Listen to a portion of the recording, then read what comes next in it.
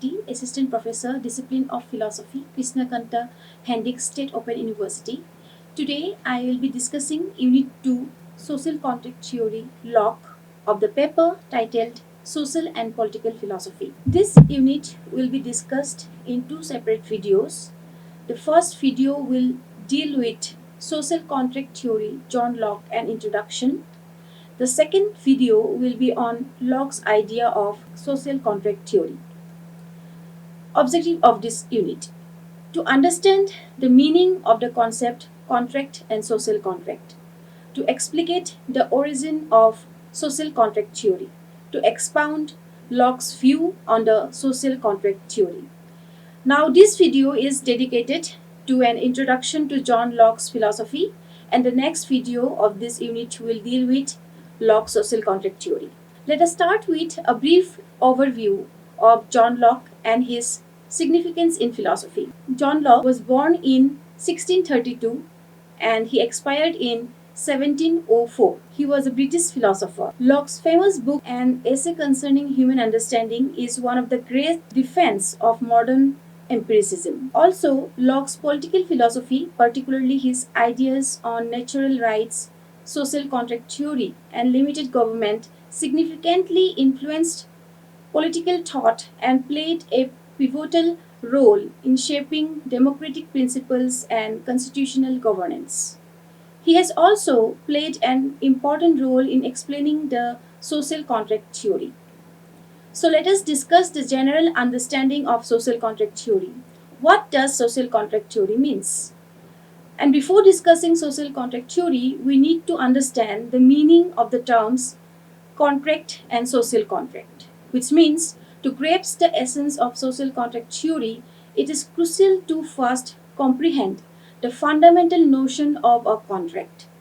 Basically, a contract refers to a formal, legally binding agreement or commitment between two parties. It is a legal document that solidifies and formalizes the terms of an agreement, arrangement, or understanding between individuals.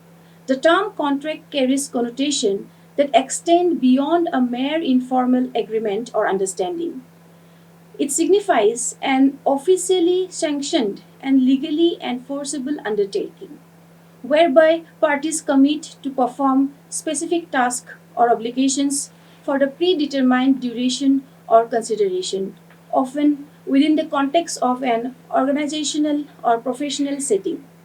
However, the term social contract refers to an unwritten agreement that people in a society have among themselves about how they will behave and what rules they will follow.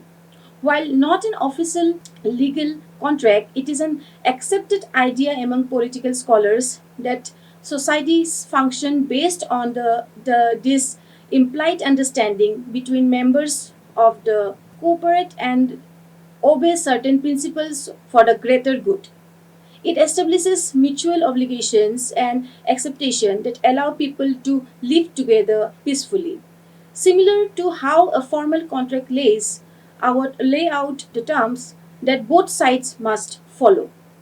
The idea of a social contract has been used by many well known and influential political thinkers and philosophers in their theories. At its core, the concept of social contract says that society is formed by a kind of agreement. Social contract theory states that people in a society live together by following an agreement that sets moral and political rules for how to behave. Some believe that a formal contract means people choose moral behavior themselves, not due to divine commandments. By living a social contract, it's seen as exercising free will in upholding ethics. As we all know, society is a group of individuals who share common values, interests, or goals. Without individuals, there can be no society. Therefore, there is a there is an interconnected relationship between individuals and the societies they form.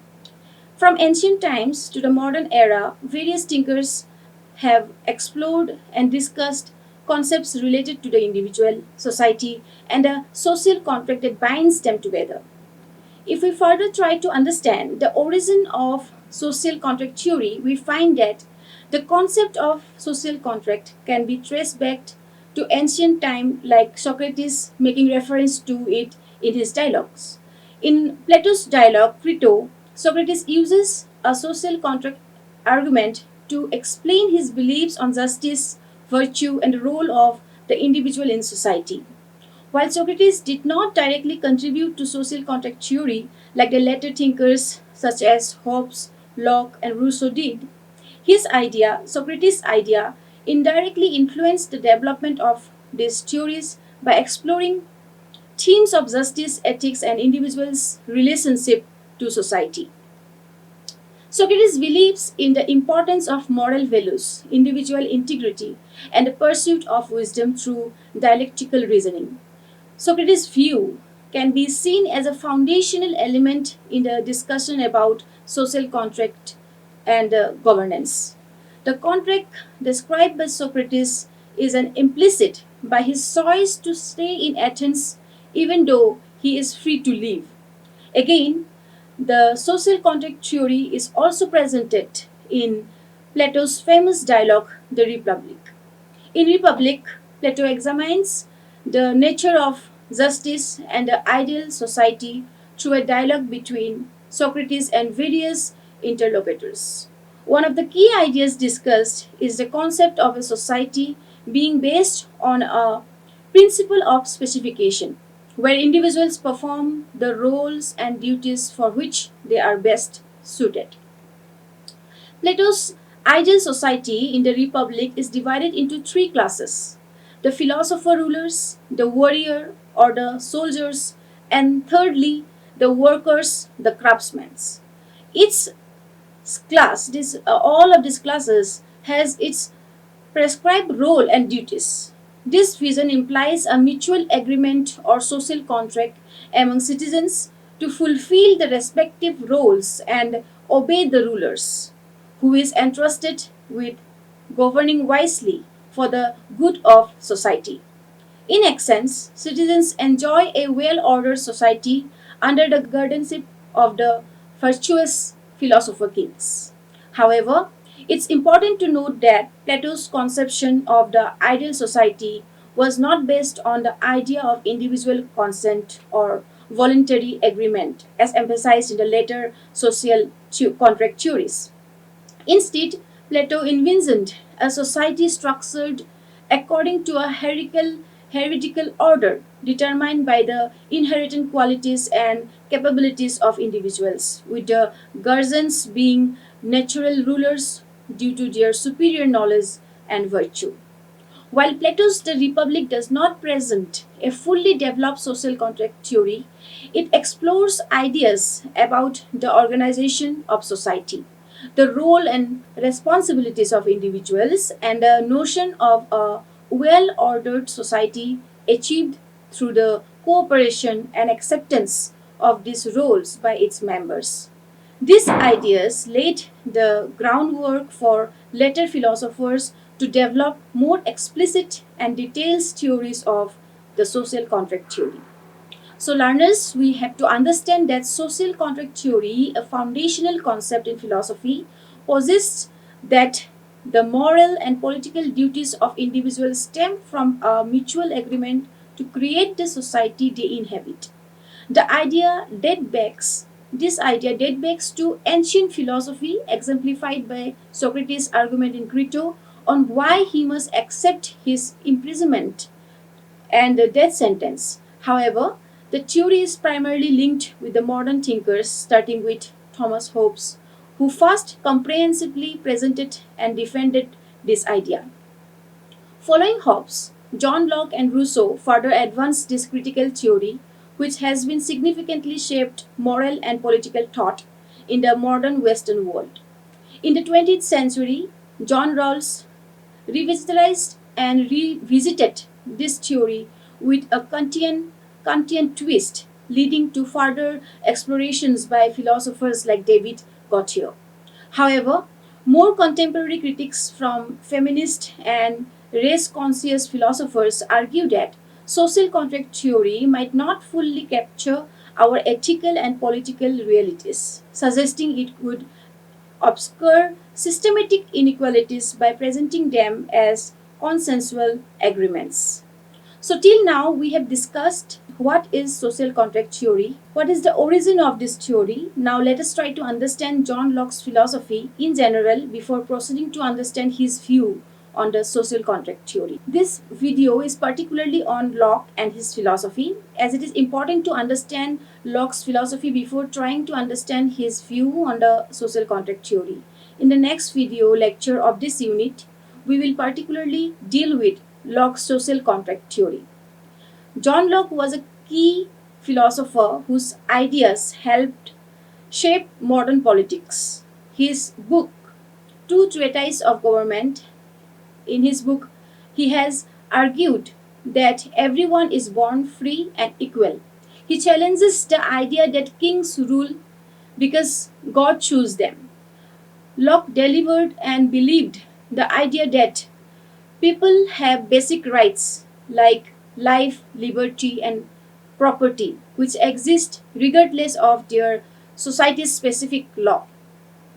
John Locke's view on social contract theory are intrinsically linked to his broader philosophical ideas and cannot be fully understood in isolation. To grasp the depth and significance of his social contract theory, it is essential to examine his overarching philosophy, which encompasses his ideas and human understanding, and also his idea on natural right and the role of government. This is why understanding Locke's philosophy as a whole is very important.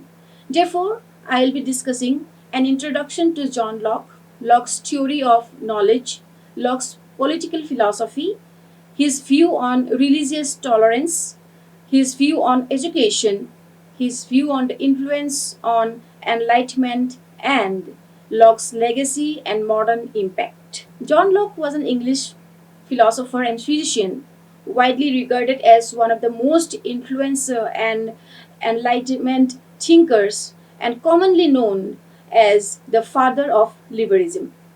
His contribution to classical republicanism and liberal theory are reflected in the United States Declaration of Independence. Now let us talk about Locke's theory of knowledge.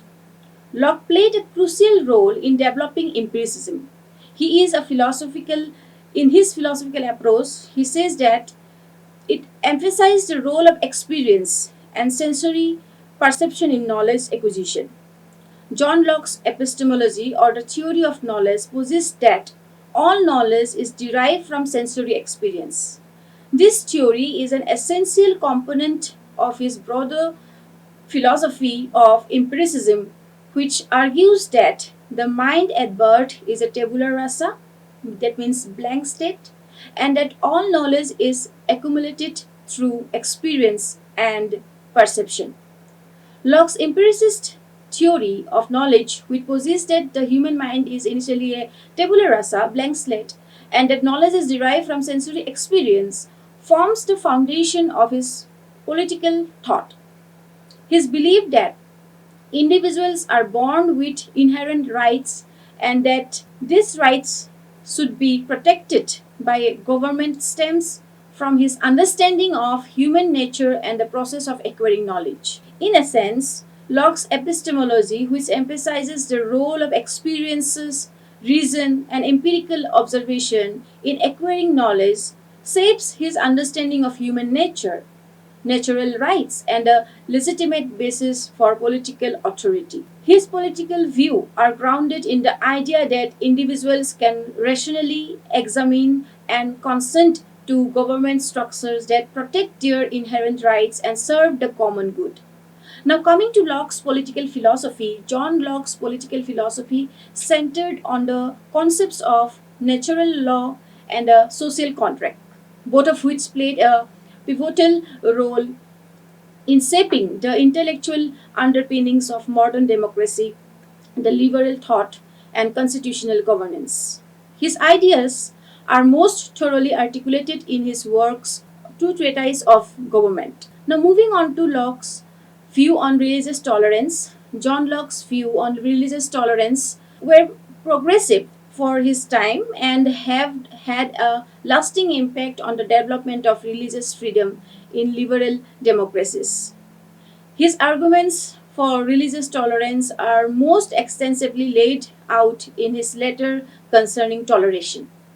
Locke's essay on toleration provided a foundation for later argument in support of religious freedom and influenced many constitutional formers in the 18th century. His idea laid the groundwork for religious pluralism in society, advocating that peace and civic harmony are the best achieved through a mutual understanding and respect for diversity in belief. Now, coming to Locke's view on education, John Locke's thoughts on education are articulated in his work, Some Thoughts Concerning Education, which outlines a comprehensive approach to the education of children at home. Locke was a major proponent of education, viewing it as crucial to achieving a rational, moral, and civil society. Locke's influence on education extended beyond his lifetime, informing educational reform and pedagogical approaches in Europe and America. His ideas prefigured modern views on child centered education and the importance of a nurturing and supportive learning environment. Now let's talk about influence on enlightenment. John Locke's ideas were fundamentally fundamental to the Enlightenment, a period during which Europe experienced surge in intellectual and philosophical activity that emphasized reason, analysis, and individualism rather than tradition and faith. Locke's theory of knowledge and government, arguing for a rational, tolerant, and reasonable basis for organizing society, directly influenced Enlightenment thinkers such as Voltaire, Rousseau, and Montesquieu. His empirical approach to human understanding laid the groundwork for the age of reason, where empirical evidence began to be seen as the basis for knowledge, overshadowing medieval scholasticism. So, Locke's political philosophy, particularly his concept of natural rights, government by consent, and the right of rebellion, provided the intellectual tools necessary for the American and French Revolution. Locke's thought on liberty and the social contract echoed through the Declaration of Independence and the United States Constitution, influencing the core ideas of modern democratic governance. Furthermore, Locke's call for religious tolerance and his separation for church and state were instrumental in forming modern secular societies where freedom of religion and secular governance became defining characteristics. Locke's contribution to classical liberalism have made him a key figure in the history of political thought, credited with laying the foundation for modern societies based on the principles of individual rights and liberties. If we talk about Locke's legacy and modern impact, we see that John Locke's philosophical legacy continues to influence modern political, educational, and psychological thought. His theories form the bedrock of liberal democracy, continue to be relevant in discussion on human rights, governance, and personal freedom even today. Locke's concept of the social contract and right based approach to government are foundational to many modern democratic systems. His ideas are evident in the Declaration of Human Rights and form a fundamental part of the discourse on civil liberties and political freedom across the globe. In education, Locke's advocacy for reason and critical thinking over rote learning continues to influence educational methods and philosophies. His focus on the development of the individual's potential through education is a precursor to modern approaches in pedagogy, particularly in regards to personalized and experimental learning. In psychology, too, Locke's theory that the mind is a tabula rasa laid the ground for the later theories of cognitive development and learning. His emphasis on The environment and experience in shaping an individual's knowledge has echoed in behavioralistic psychology and educational psychology. Again, Locke's impact is not confined to academia. His idea on liberty, tolerance, and the nature of government has permeated the fabric of modern social structure, influencing legislation, judicial progress, and individual rights movements worldwide.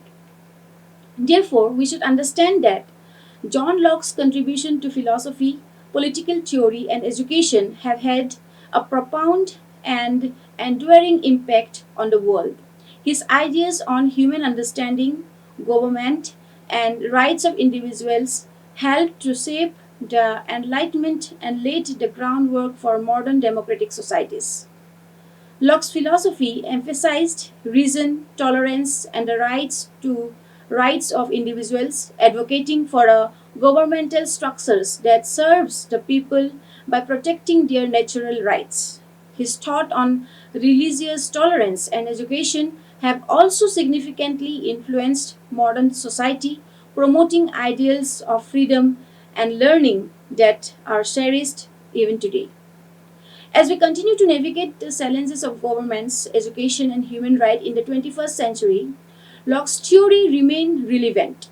His legacy persists in the ongoing debates over democracy, liberty, and the role of education in shaping human potential. John Locke remains a pivotal figure in philosophy whose ideas continue to resonate and inspire democratic principles and personal freedom across the globe. Hence, we can assert that by examining Locke's philosophy holistically, one can appreciate the connectedness of his ideas and the coherence of his social contract theory within the broader context of philosophical framework. His view on human understanding, natural rights, and the role of government are deeply intertwined, and isolating his social contract theory from the comprehensive philosophical foundation would result in an incomplete and potentially distorted understanding of his political thought. Till this point of the video, we have discussed about the general understanding and the origin of the social contract theory. We have also tried to understand John Locke's philosophy as a whole. We have further introduced Locke's idea on the social contract theory, and now let us try to understand the difference between Locke and Hobbes' thought about the view on the social contract theory. By doing this, we can have a basic idea of Locke's social contract theory. According to Hobbes, before the creation of society, human nature was different. All humans are seen to be equal and practice equal rights, whatever is necessary for the survival. They had equal rights of hunting or killing each other for their own protection. Every individual have equal freedom to do what he wishes for. So everyone created equally, therefore everyone is equally capable of killing each other. Differences in strength can be overcome and the strong can destroy the weak. Hobbes believes that people have desire to seek more and more power and are not satisfied with their existing powers, and therefore conflicts arises between them. Humans become selfish and ready to protect themselves by any cost. Therefore, Hobbes asserts that natural law, which is known as the general law, is concerned with what to do or what not to do. Humans should know this law for their safety. But man is selfish and they are in conflict with each other. Hence, according to Hobbes, the nature of pre-societal state is essentially selfish, who thinks only to themselves and want to protect their interest at any cost. In spite of this egoistic nature, they try to change their moral behavior. They think of peace, goodness, and rightness as the necessary part for their survival. They come together for an agreement in the form of a contract, which is known as the social contract theory. Hence, it is concluded that Hobbes' view on human nature leads him to the development of social contract theory. He described a hypothetical state of nature where man human life is solitary, poor, nasty, and sought due to the constant conflict. To escape this, individuals rationally agreed to a social contract, surrendering their rights to an absolute sovereign authority in exchange for protection and social order. The sovereign has complete power to make and enforce laws which individuals duty bound to obey. Hope so that it is absolute sovereignty and necessary to prevent returning to the state of nature's chaos. Though this limits individuals' liberty, his theory prioritizes security and stability through a strong central authority over individual freedoms. In this point of the video, you can evaluate yourself by answering the questions like what is the meaning of the term contract? What do you mean by the term social contract? Define social contract. What is the social contract theory?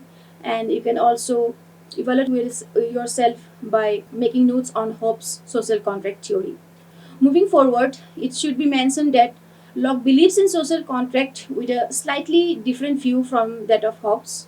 Unlike Hobbes, Locke's belief in a free state of man, in the state of nature, who lives peacefully and rationally. There is no chaos in the state of nature.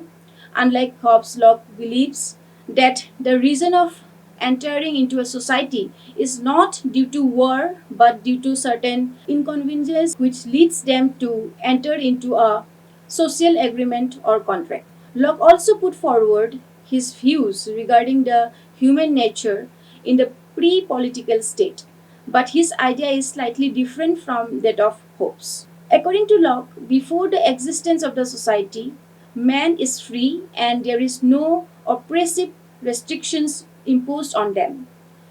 He holds that there is no government before society come into being. Locke considered that state is pre-political. There are certain inconveniences faced by the individuals in the state of nature which bound them to form a society and to form a political society. The people would not surrender all their rights to the state that they enjoyed in the state of nature. The government is powerful if and only if it guarantees to preserve the life, liberty, and estate of individuals.